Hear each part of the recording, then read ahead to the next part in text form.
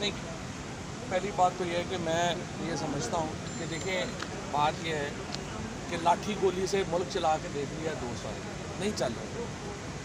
मेरी तो रिक्वेस्ट यही होगी पीटीआई से भी कि एक्साइटेड ना हो, और हुकूमत से और इस्टेब्लिशमेंट से मेरी रिक्वेस्ट होगी एग्रेसिव ना हो। ये मौके जो होते हैं, फिर मिला है मौका आपको कि आप अपने मामला जो हैं उसको बातचीत के ज़रिए, एंगेजमेंट के ज़रिए हल करने की कोशिश करें।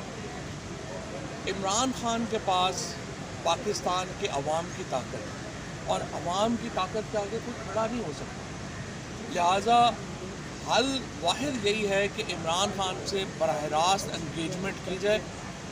वो एंगेजमेंट जो है वो हुकूमत भी कर सकती है, इस्टेब्लिशमेंट भी कर सकती है, और इमरान खान से एंगेजमेंट के अलावा कोई और ऐसा रास्ता नहीं है जिससे कि पाकिस्तान के जो इस वक्त मसाइल हैं, एक टर्मोइल है पाकिस्तान के अंदर, एक सियासी टर्मोइल है, एक मुआशी टर्मोइल है, एक अदालती टर्मोइल भी अब शुरू हो गया।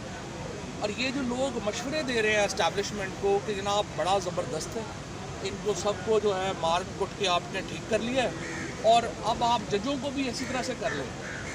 मैं आपको बताऊं, जरदारी साहब और शहबाज शरीफ साहब को मैं याद करा दूं, जो परवेज़ मुशर्रफ साहब को फांसी की सज़ा हुई थी, ये सज़ा नवाज शरीफ की हुकूमत बदलने पे नहीं हुई थी, ये जजों को घर भेजने पे हुई थी।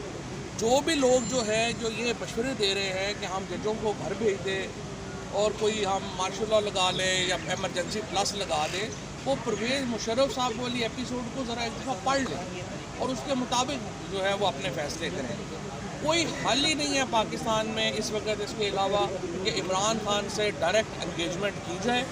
और दूसरी तरफ मैं ज़ाहिर है पीटीआई को भी और यही रिक्वेस्ट करूँगा कि एक्साइटमेंट में जो है वो अग्रेसिव ना हो। अब जो हो गया, आगे चलें, पाकिस्तान को नॉर्मलाइज।